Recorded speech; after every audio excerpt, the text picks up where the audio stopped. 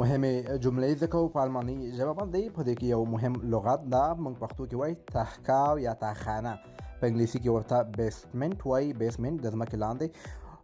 کله چې موږ وایو زه تحکاو ته ځم یا تاخانې ته ځم، دا جمله په الماني ژبه داسې وایو ich gehe in den Keller. ich gehe in den Keller. زه تحکاو یا تاخانې ته ځم. او که وایو زه په تحکاو کې یم، تاکاو کې یم یا تاخانې کې یم، دا جمله په الماني ژبه داسې وایو Ich bin im Keller. Ich bin im Keller.